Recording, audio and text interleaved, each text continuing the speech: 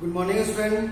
Today we continue the lecture that is based on sexual reproduction in flowering plant. ठीक है, flowering plant में sexual reproduction को focus कर रहे हैं और उसमें कौन कौन से फ्लावर के पार्ट है उसको अपन जो है डिस्कस किए थे. ठीक है, तो उसी लेक्चर को अपन जो है कंटिन्यू करेंगे और अपन प्रीवियस क्लास में स्टेमन को डिस्कस किए हैं. ठीक है, तो फिर उसी को अपन जो है आगे बढ़ा के ले चल रहे हैं. ठीक है, और देखते हैं उसमें क्या क्या कंडीशन है और क्या क्या चीजें जो है डेवलप होता है, तो उसी चीज को अपन जो है फोकस करेंगे. ठीक है, तो अपन स्टार्ट करते हैं.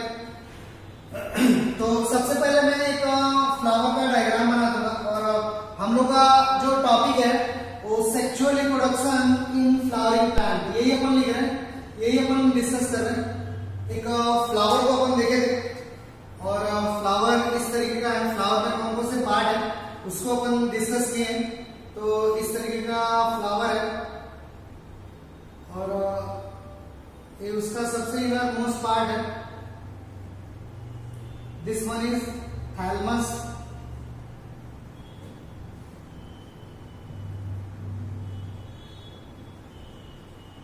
थैलमस है और दिस वन इज कार्पेल या पिस्टिल. ठीक है, फिर अपन सबसे बाहर का पार्ट इस तरीके से ड्रॉ कर दे रहे हैं.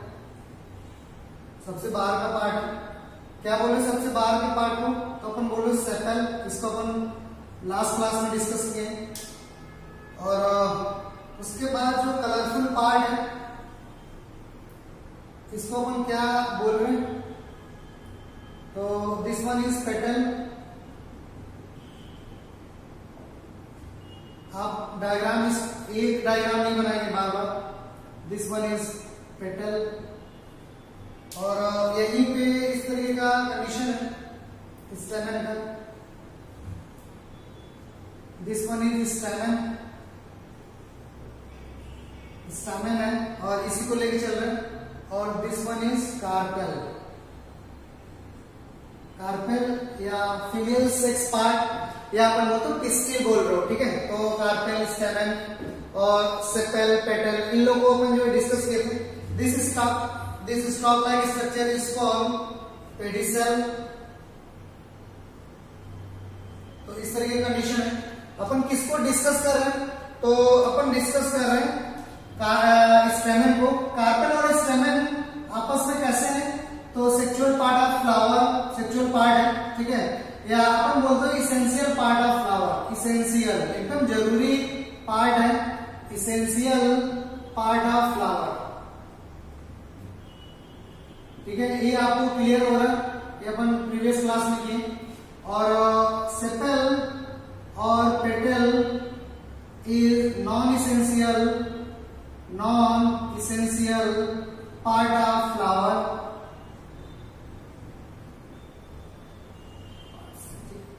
तो अपन किसको डिस्कस कर रहे थे, अपन सबसे पहले स्टेमन को अपन डिस्कस करते हैं. स्टेमन, तो आप भी ये निकालेंगे स्टेमन.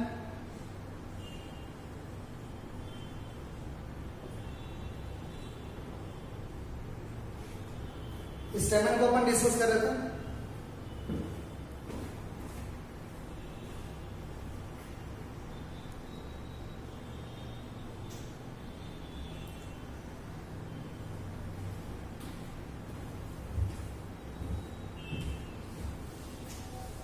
स्टेमन को अपन फोकस किए थे लास्ट क्लास में और स्टेमन को अपन लिखे थे कि it is male sex part of flower. ठीक है, और स्टेमन दो चीज से मिलकर बना होता है. One Solan part is called anther and another one is stock like structure called filament. One Solan part is called anther, another stock like structure is called filament. ये लास्ट क्लास में अपन जो डिस्कस किए थे. और स्टेमन कई टाइप से हो सकता है, जैसे एडनेट, वर्सेटाइल, बेसिफिक्स. ठीक है, डॉर्सिफिक्स. इस टाइप से स्टेमन को अपन देखे थे. स्टेमन को कैसे रिप्रेजेंट करते हैं, स्टेमन के ग्रुप को वर्ल बोलते हैं. क्या का जो वर्ल है उसको एंड्रोसियम भी बोलते हैं. क्या बोलते हो, एंड्रोसियम. ठीक है, और स्टेमन फ्लावर का पार्ट है और एंड्रोसियम क्या है, वर्ल है, ठीक है। तो स्टेमन को अपन जो है आगे डिस्कस करेंगे कि स्टेमन कई टाइप से हो सकता है, और अभी अपन देख रहे हैं कि स्टेमन को अपन जो लेंथ के बेस पे भी कई टाइप से बोल सकते हैं, ठीक है। लेंथ के बेस पे कितने टाइप का है, तो कुछ टर्म है उसको आपको माइंड में रखना है, और वो टर्म बार बार रिपीट होगा, ठीक है। तो आप जो है उस टर्म को माइंड में रखेंगे, ठीक है। तो लेंथ के बेस पे और कहां पे अटैच है उसके बेस पे भी स्टेमन को देखते हैं। फिर स्टेमन के एंथर के अंदर क्या है उसको डिस्कस करेंगे। स्टेमन on the basis of length, length के बेस पे स्टेमन को देखें कि किस टाइप का है, ठीक है। तो देख रहे हैं, तो एक टाइप अपन देख रहे हैं कि लेंथ के बेस पे if two स्टेमन is longer inside and two stamen is shorter outside, अगर दो stamen longer inside हो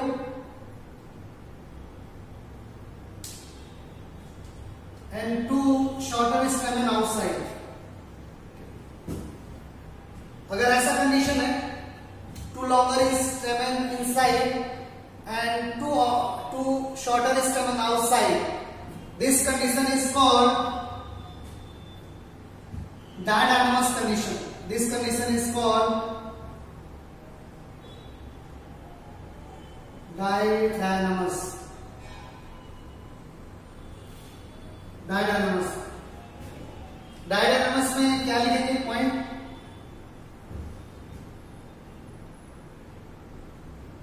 to longer stamen inside and two shorter stamen outside. Condition is called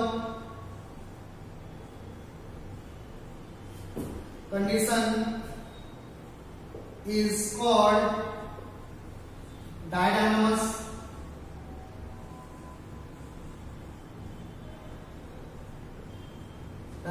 Diadynamus example कहां पे आएगा डायडायनामस का, एग्जाम्पल कहां पे लिखेंगे, तो साइट्रस में लिखेंगे, साइट्रस लेमन वगैरह का जो भी है साइट्रस, तो साइट्रस एग्जाम्पल आएगा डायडायनामस। डायडायनामस सिंपल सा मीन्स अगर two longer stamen inside and two shorter stamen outside, ठीक है। जैसे इस तरीके से कंडीशन होगा, जैसे अपन इसको बोल सकते हैं कि स्टेमन है, तो अगर दो बड़े स्टेमन अंदर की ओर है और फिर दो छोटे स्टेमन आउटसाइड में, इस तरीके के two longer stamen inner side and two shorter stamen outside, then this condition is called didynamous. Didynamous, di means दो, तो यहाँ पे नेक्स्ट पॉइंट लिखेंगे। स्टूडेंट यहाँ पे मतलब जो कंफ्यूज रहता है कि डायडायनामस कंडीशन में टोटल स्टेमन कितना होगा, तो स्टूडेंट माइंड में रहता है डाई मीन्स दो, तो गलत हो जाता है। आप देख रहे हो टोटल स्टेमन कितना होगा, तो अपन बोलते हो 4, ठीक है, डायडायनामस कंडीशन। तो नेक्स्ट पॉइंट लिखेंगे अपन,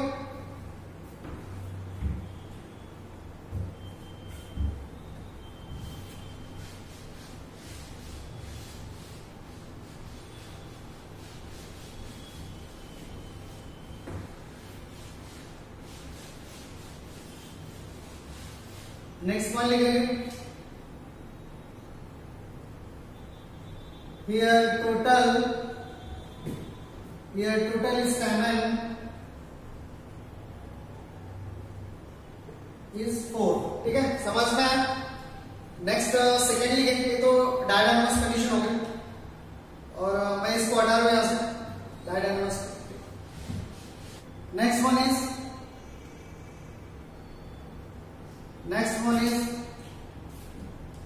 टेट्राडायनामस कंडीशन, सबसे ज्यादा बार एग्जाम में पूछा है। टेट्राडायनामस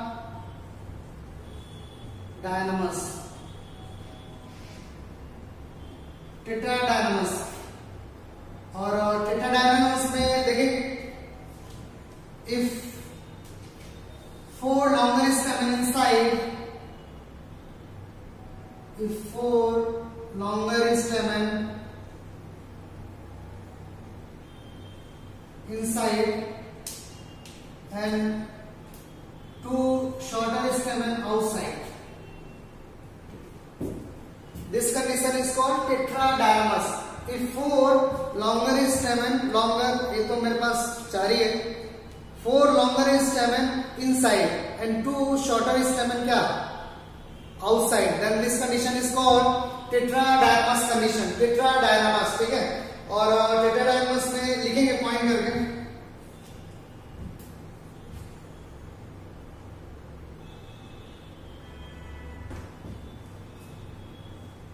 if 4 longer stamen inside and 2 shorter stamen outside,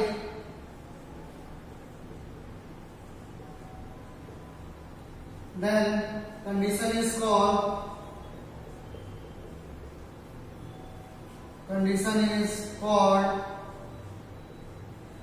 tetradiamus, tetradiamus।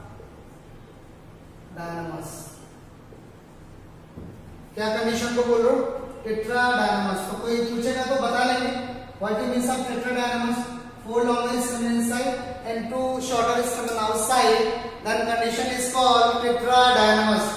और टेट्राडायनामस का एग्जांपल कहां पे मिलेगा? तो नेक्स्ट में एग्जांपल लिखेंगे, mustard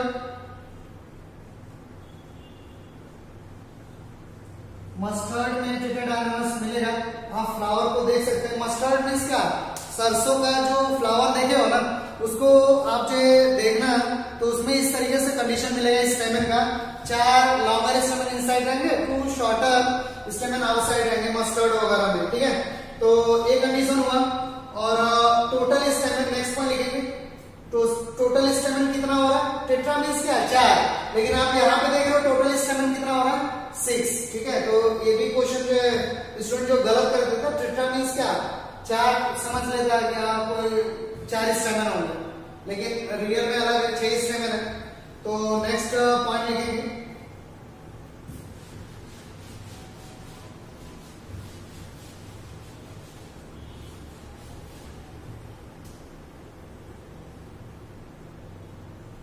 here total stamen is equal to 6। कितना टोटल स्टेमन होगा? 6 होगा, ठीक है। तो ये टेट्राडायनामस कंडीशन होगी। एक चीज और, अब देखते हैं स्टेमन या तो मतलब एक ही जगह पे लगा होता है या कई जगह पे जो है प्रेजेंट रहता है। तो कहां कहां पे किस फॉर्म में स्टेमन प्रेजेंट है, तो उसके बेस पे भी स्टेमन को अपन जो है डिस्कस कर रहे हैं, ठीक है। स्टेमन को फिर डिवाइड कर रहे हैं दूसरे बेसिस पे, तो मैं इस सब को हटा रहा हूं यहां से। नेक्स्ट हेडिंग डालेंगे, स्टेमन on the basis of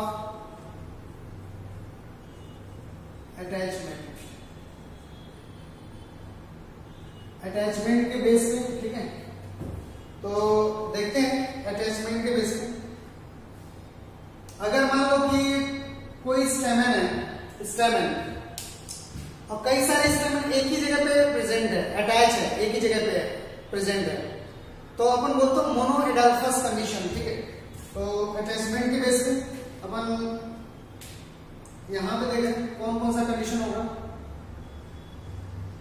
mono एडाल्फस,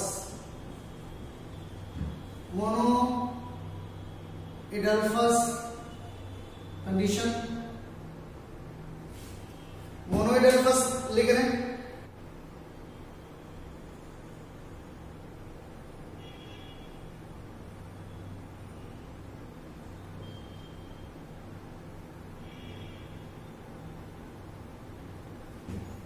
आप इस चीज को जो है देखे होंगे, इस तरीके का जो भी कंडीशन है, ठीक है।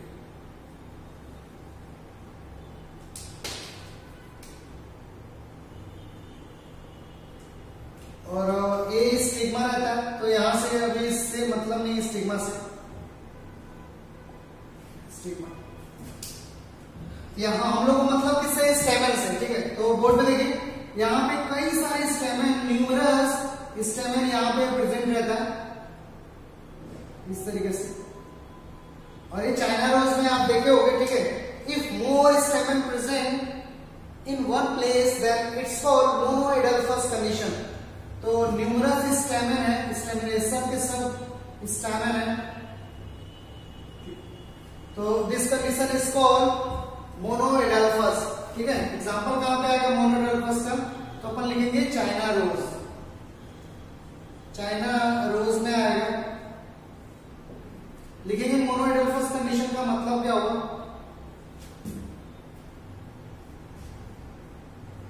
इफ मोर स्टेमन या numerous स्टेमन, if more स्टेमन present in one place, then condition is called, then condition is called monoidelphus।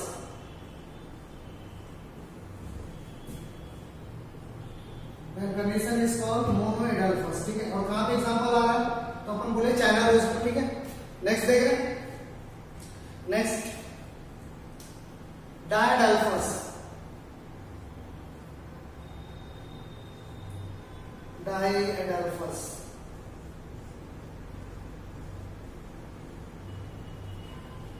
ठीक है। तो इस स्टेमन से रिलेटेड जो भी चीजें उनको ज्यादा से ज्यादा हम लोग को जानना है, ठीक है। डायडल्फस, तभी आप कॉम्पिटिटिव एग्जाम में क्वेश्चन बना पाएंगे। डायडल्फस कंडीशन देखो क्या होता है, डायडल्फस कंडीशन कहां पे रिपोर्ट हुआ, तो एग्जाम्पल बनाएंगे, एग्जाम्पल कहां पे आएगा डायडल्फस कंडीशन, तो एग्जाम्पल है पी प्लांट में, टी मटर वगैरह को जानते हो तो पी प्लांट में आएगा, ठीक है। और पी प्लांट में डायडल्फस कंडीशन आएगा। बोर्ड पे देखेंगे क्या मतलब हुआ, पहले डायग्राम से समझेंगे। देखो यहाँ पे क्या होता है, डायमंड दो जगह पे स्टेमन जो प्रेजेंट रहता है, कुछ स्टेमन एक जगह पे इस तरीके से रहते हैं, इस तरीके से एक जगह ज्वाइंटेड रहते हैं, और एक स्टेमन अकेला अलग से रहता है इस तरीके से। तो दो जगह पे, दो ग्रुप में स्टेमन प्रेजेंट है, कुछ स्टेमन एक साथ है और कुछ स्टेमन अलग है, ठीक है। तो इसको बोलते हो डायडल्फस, दो जगह पे प्रेजेंट है, तो अपन बोलते हो डायडल्फस, ठीक है। और पी के केस में कितना स्टेमन प्रेजेंट होता है, 9 स्टेमन एक साथ। तो पी के केस में 9 स्टेमन एक साथ प्रेजेंट रहता है। तो पी में कंडीशन कैसे लिखते हैं, तो अपन लिखते हैं पी के कंडीशन में 9 एक साथ, तो ब्रैकेट में लिख देते हैं इस तरीके से, और एक अकेला +1। तो 9 + 1 कंडीशन कहां पे मिलता है, पी के केस में मिलता है। पी प्लांट में पी का जो फ्लावर आप देखे हुए, तो 9 स्टेमन एक ग्रुप में रहेंगे और एक स्टेमन अकेला रहेगा, यानी कि टोटल ग्रुप कितना एक साथ ज्वाइंटेड, तो अपन 9 उसको ब्रैकेट में लिखा है और एक अकेला, तो +1 कर दे रहे हैं, ठीक है। तो अगर दो ग्रुप में एक ही फ्लावर में एक ही कोई फ्लावर है और एक ही फ्लावर में स्टेमन दो जगह प्रेजेंट है, कुछ स्टेमन यहाँ पे ग्रुप में और कुछ स्टेमन यहाँ पे प्रेजेंट है, मतलब दो जगह पे प्रेजेंट है ऐसे, तो अपन बोलते हो डायडल्फस, ठीक है। एक ही फ्लावर में है दो ग्रुप में, ठीक है। तो डायडल्फस कंडीशन जो है अपन जो है समझता है, इसी चीज को अपन लिखेंगे, ठीक है। तो मैं इसको मोनोइडल्फस को हटा रहा हूं, ठीक है। डायडल्फस का पॉइंट लिखेंगे,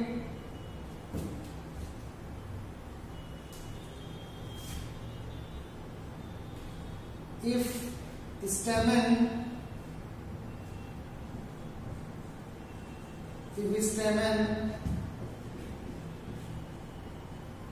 present in two group in a flower,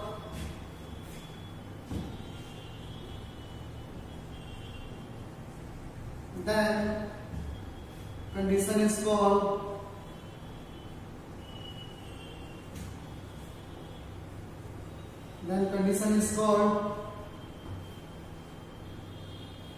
diadelphous.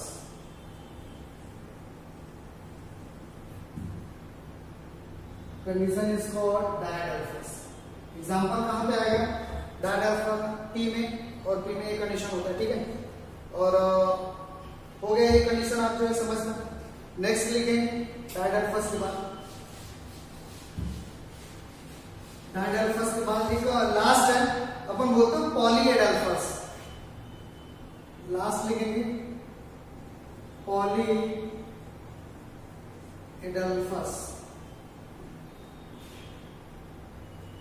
पॉलीएडेल्फस को देखें, और पॉलीएडेल्फस का एग्जांपल कहां पे आएगा?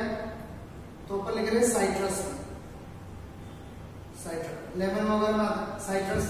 और पॉलीएडेल्फस का मीन्स होता है single flower that contain many group of स्टेमन. एक ही फ्लावर में कई सारे स्टेमन के ग्रुप होंगे, तो अपन बोलेंगे पॉलीएडेल्फस कंडीशन. ठीक है, तो इस तरीके से होगा. कुछ स्टेमन यहाँ पे प्रेजेंट होंगे,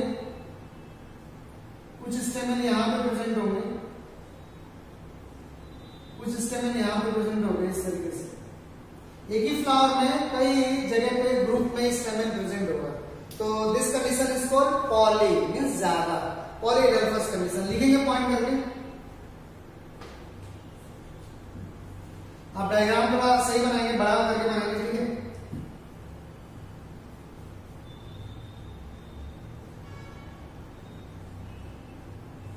if stamen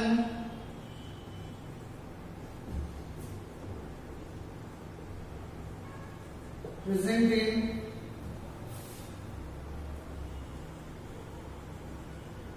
many group in a single flower,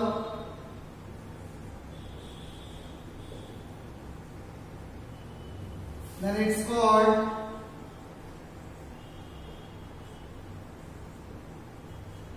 पॉलीएडेल्फस.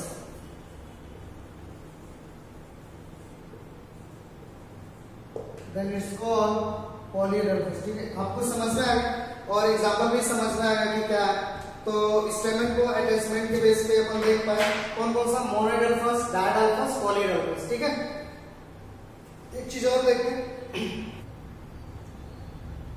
अगर सपोज करो कि इस तरीके का कलरफुल पार्ट है पेटल का, और if स्टेमन attach with petal, if स्टेमन attach with petal, this one is what? स्टेमन.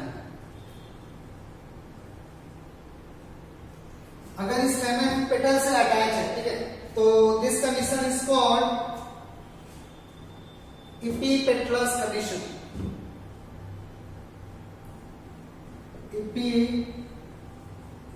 epipetalous. ठीक,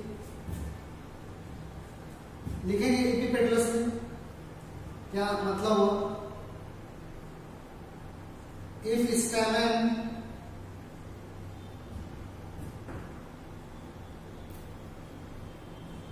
attach with petal,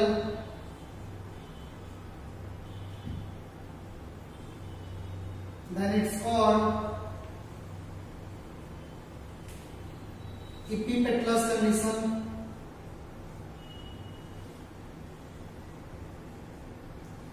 epipetalous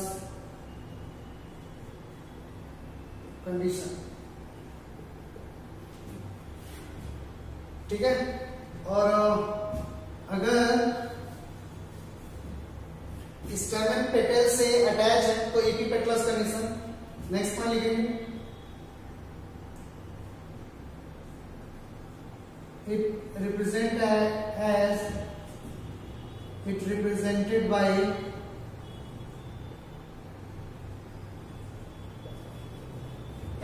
represent करेंगे तो स्टेमन या एंड्रोसियम को इस तरीके से लिखेंगे और पेटल को करोला बोल रहे ना इसके वर्ग को, तो करोला को सी से लिख रहे हैं ऐसे सी से, और स्टेमन इससे अटैच है तो इस तरीके से अपन जो एक आर्क बनाते हैं इस तरीके से और ये दिखाते हैं दिस वन। एरो नहीं है, एक रिप्रेजेंटेशन का एक मेथड है जो फ्लावर फॉर्मूला बताएंगे तो वहां पे आपको समझ में आएगा, तो अभी से समझ लो। तो स्टेमन किससे अटैच है? पेटल से, ठीक है। ये एंड्रोसियम है, ये क्या है? कोरोला। तो इस कंडीशन को बोलते हैं इपीपेटलस, मतलब ए लिख के सी लिख के इसके ऊपर एक आर्क बना देते हैं, तो क्या कंडीशन हुआ? इपीपेटलस, ठीक है, ये कंडीशन होगा। दूसरा एक होता है इपीफाइलस, ठीक है, तो उसको अपन देख रहे हैं इपीफाइलस, इपीफाइलस कंडीशन। देखिए इपीफाइलस का मींस क्या होता है? अगर स्टेमन और सेपल और पेटल एक ही जैसा है तो अपन क्या बोलते हैं उसको? टेपल या पेरियंट बोल रहे हो, ठीक है। और वहां पे स्टेमन अटैच है, ठीक है, जैसे इस तरीके से मैं बना दे रहा हूं इसको। आप जो जैसे गार्लिक वगैरह में ऑनियन वगैरह में होता है, ठीक है, ये दोनों सेपल और पेटल क्या है? एक जैसे। और मैं सही से बना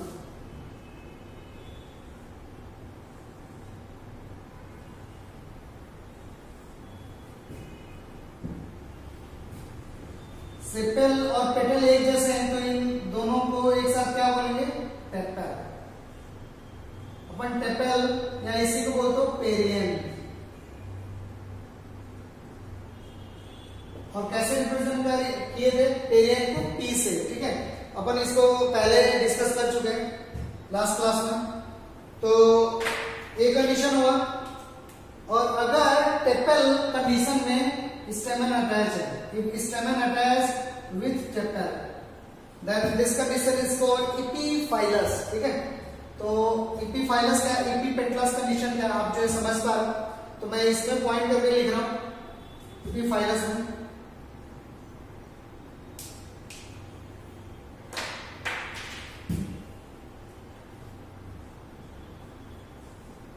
if stamen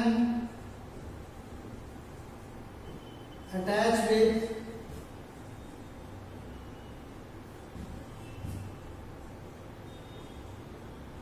टेपल और पेरियंट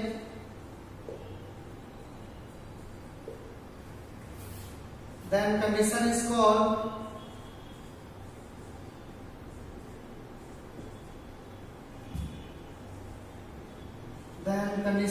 called Epiphyllus. Epiphyllus.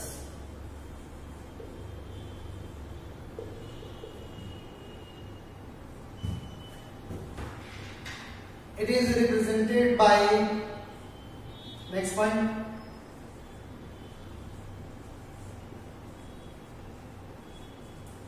it is represented by, कैसे इसको रिप्रेजेंट करेंगे? तो इसको इस तरीके से रिप्रेजेंट करते हैं। अपन क्या लिखते हैं? एक तो स्टेमन को ए से अपन बोलेंगे ए, ऐसे लिखेंगे ए, और पेरियंट को किससे लिखेंगे? पी से, पी से इस तरीके से लिखेंगे।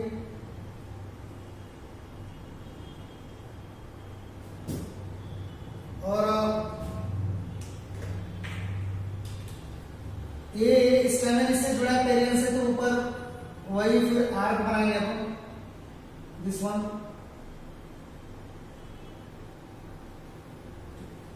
तो this condition is called epiphyllous condition, ठीक है। तो ये हो गया अटैचमेंट के बेस पे स्टेमन को, ठीक है। अब स्टेमन के मेन पार्ट को देखते हैं, एंथर को देखते हैं, और उसमें माइक्रोस्पोर को देख रहे हैं, या पॉलन ग्रेन उसको बोल रहे हो, ठीक है, उसको अपन देख रहे हैं। तो मैं इन लोग को हटा रहा हूं यहां से। हेडिंग आप बनाएंगे, then formation of pollen grain.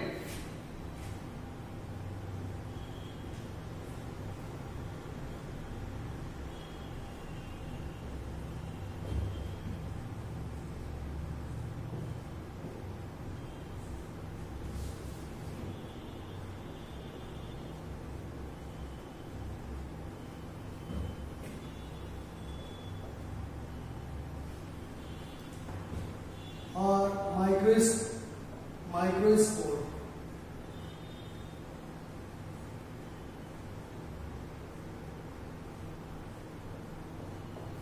ठीक, फॉर्मेशन ऑफ पॉलन ग्रेन और माइक्रोस्पोर देखेंगे. अब डायग्राम आप ध्यान से देखेंगे. ठीक है, और इस तरीके का डायग्राम है. जो स्टेमन का मेन पार्ट है उसको एंथर बोल रहा हूं.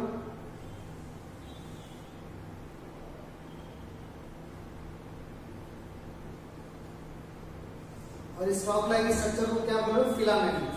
This one is what? Filament बोल रहे हो. और एंथर है. एंथर अगर इस तरीके से डिवाइड है, इस तरीके बीच में एक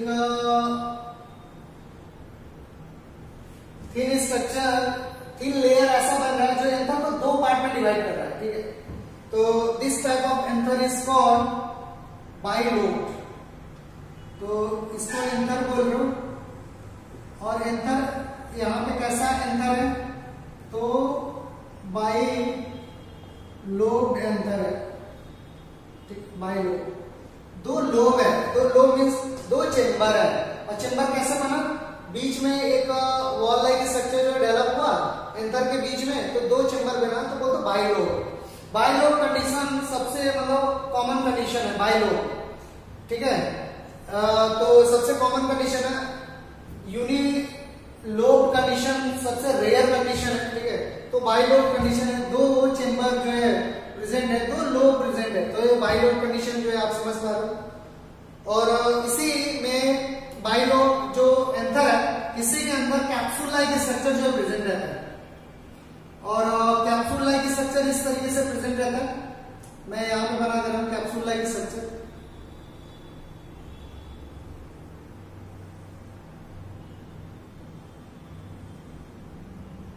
ये कैप्सूल लाइक स्ट्रक्चर है. और कितना कैप्सूल दिखाई दे रहा है? 4 कैप्सूल दिखाई दे रहे हैं.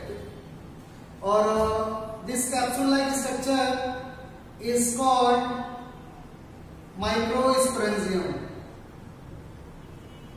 माइक्रोस्पोरेंजियम या माइक्रोस्पोरेंजिया. माइक्रोस्पोरेंजिया डेवलप करके क्या बनाता है? Microsporangia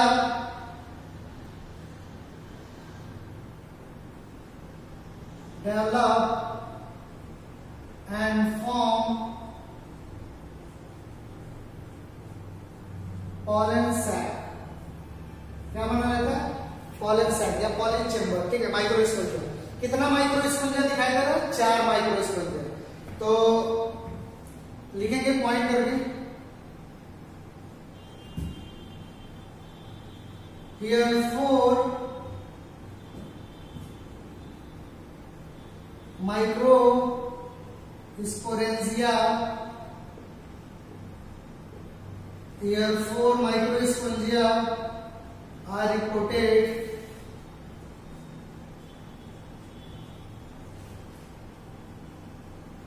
Then it's called tetrasporangiate condition. Then it's called tetrasporangiate condition.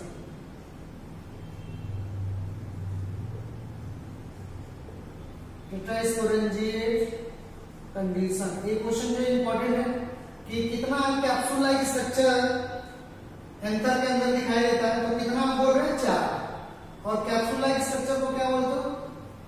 Sporangia. Capsule like structure. और नॉर्मल कैप्सूल लाइक स्ट्रक्चर जिसको क्या बोलते हैं? स्पोरेंजियम या स्पोरेंजिया. दोनों में से कुछ भी बोल सकते हो. स्पोरेंजियम या स्पोरेंजिया बोल सकते हो. ठीक है, स्पोरेंजिया फर्दर जो है मैच्योर होकर किसमें कन्वर्ट हो जाता है? पॉलन सैक या पॉलन चेंबर में. पॉलन सैक और पॉलन सेक के अंदर क्या डेवलप होता है, तो अपन बोलते हैं पॉलन ग्रेन। ठीक है, तो देखो यही फर्दर माइक्रोस्पोरेंजियम फर्दर डेवलप होकर किस में कन्वर्ट हो जाता है, पॉलन सैक में। और पॉलन सैक के अंदर क्या भरा होता है, तो अपन बोलते क्या दिखा रहे हैं, तो बोलते हैं पॉलन ग्रेन। इस तरीके से पॉलन ग्रेन रहते हैं, पॉलन ग्रेन। और कुछ पॉलन ग्रेन को मैं बना दिया, कुछ को इस तरीके से डस्ट लाइक में बना दे रहा हूं। अभी इसको साइड से देखेंगे और सही से, तो पॉलन ग्रेन है इस तरीके से, डस्ट लाइक जो भी है, तो this one is what, pollen grain.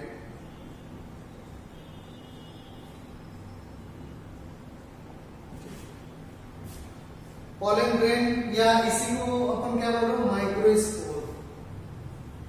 Micro क्या,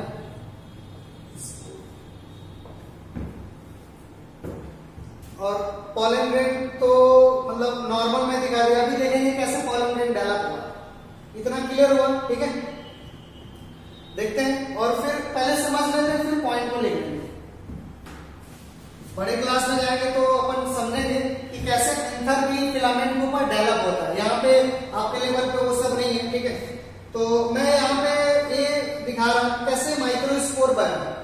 तो सबसे पहले मैं, ठीक है, ये डायग्राम बनाने के बाद आप एक दूसरा डायग्राम बनाना। सबसे पहले मैं इसको बाहर ले रहा हूं, इसको मैं बाहर ले लिया और इस तरीके का स्ट्रक्चर है।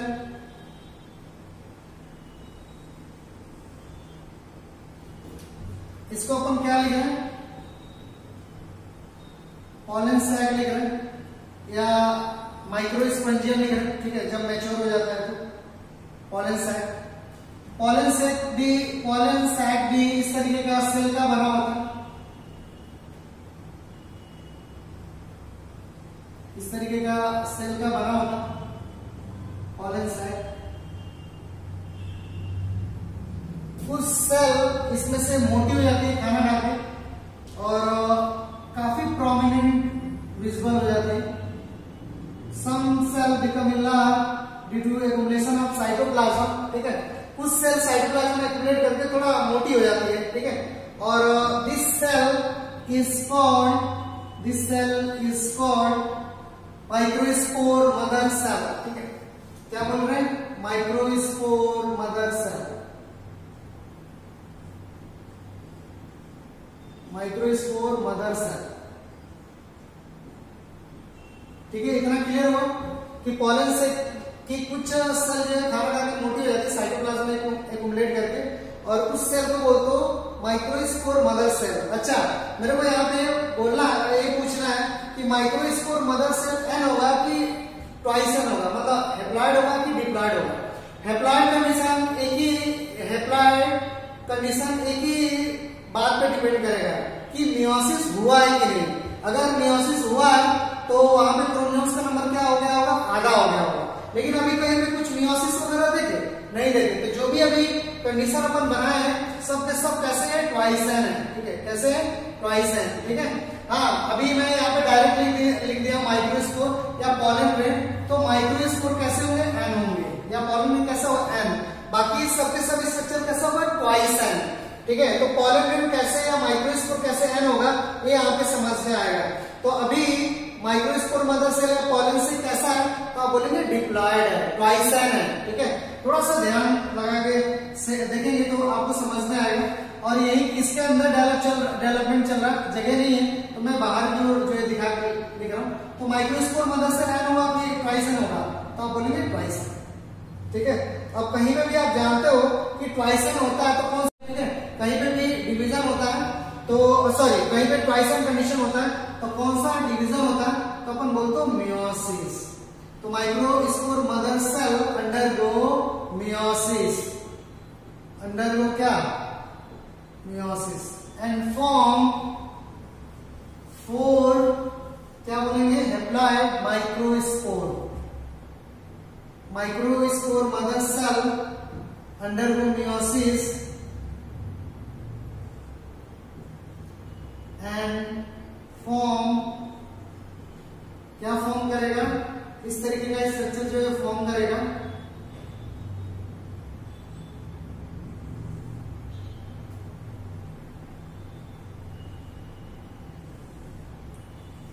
और एक बार मियोसिस होने से टोटल कितने माइक्रोस्पोर बने या पॉलन ग्रेन बने, तो 4 अपन लिख रहे हैं।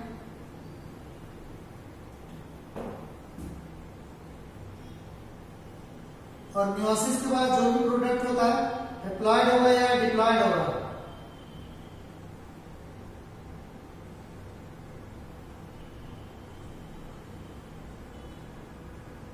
तो आप समझ पा रहे हो, हैप्लॉइड होगा, ठीक है। ये सब क्या होंगे, एन होंगे, ये सब एन, ठीक। और दिस वन इज व्हाट, तो अपन बोलते हो माइक्रोस्पोर, माइक्रो क्या स्पोर, माइक्रोस्पोर क्या होगा, हैप्लॉइड, आधा होगा। क्यों, क्योंकि मियोसिस से प्रोनाउंस का नंबर क्या होगा, घट गया। माइक्रोस्पोर या इसी का दूसरा नाम क्या बोल रहे हो, पॉलन ग्रेन, पॉलन क्या ग्रेन बोल रहे हो। और या इसी का तीसरा नाम क्या बोल सकते हैं, तो अपन बोल सकते हैं male gametophyte, this one is male gametophyte,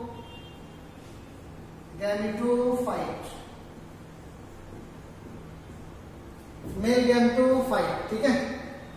तो एक कंडीशन हो गया, फॉर्मेशन ऑफ माइक्रोस्पोर या pollen grain is called microsporogenesis, ठीक है।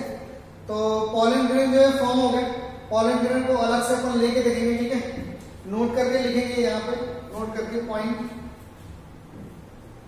एक बार मियोसिस हुआ है तो 4 माइक्रोस्पोर बने, यहां से क्वेश्चन जो है पूछा है, ठीक है। थोड़ा सा मैं आइडिया दिया था जब सेल डिवीजन पढ़ा रहा था, तो ठीक है, नोट करके लिखेंगे।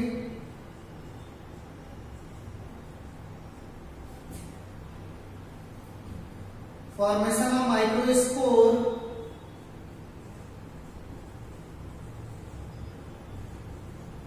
Formation of microspore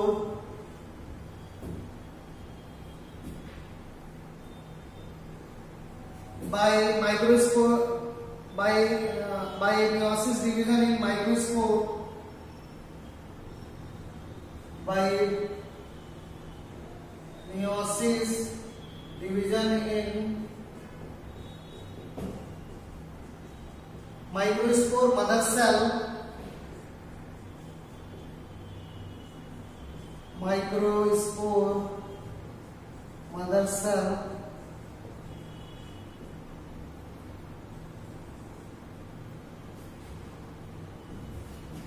process is called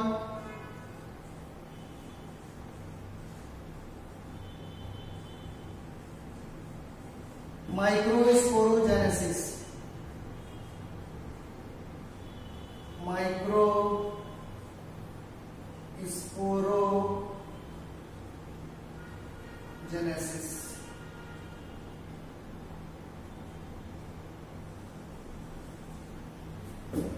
ठीक है। Process is called microsporogenesis. तो माइक्रोस्पोर बन गया या पॉलन या मेल गैमेटोफाइट बन गया। पॉलन माइक्रोस्पोर को थोड़ा सा और देखेंगे डिटेल से, ठीक है।